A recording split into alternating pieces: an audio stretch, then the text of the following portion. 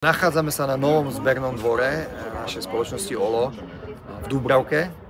Ja som veľmi rád, že dostupnosť pre obyvateľov tejto časti mesta, tejto služby, že proste môžu prísť za nejaký typ odpadu, ktorý sa nezmestí do veľkých nádob alebo tam nepatrí, môžu odozdať sem celkom legálne a zadarmo. Teda ak majú trvalý pobyt na území Bratislavy alebo nájomnú zmluvu a nehnuteľnosti na území Bratislavy, môžu sem prísť a jednoducho to tu odozdať našim kolegom, ktorí to rozstriedia tak, ako to má byť.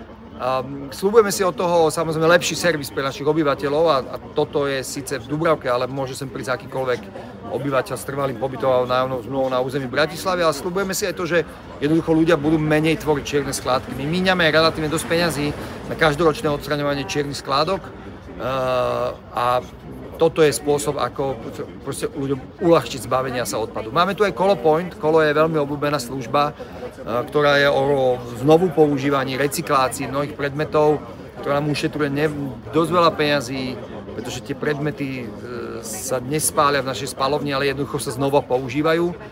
A máme v Bratislave 2 kolá, ale toto je Kolo-Point, kde môžete doniesť veci, ktoré sú síce staré, ale funkčné a myslíte, že niekto by z nich mohol mať nejaký úžitok. Takže máme tu viacero funkcií, teším sa a venujme sa odpadu. Je to vec, ktorú tvoríme každý deň, či sa nám to páči alebo nie. Nedávajme ho do prírody, zadarmo ho nosme sem. Toto sa mi páči.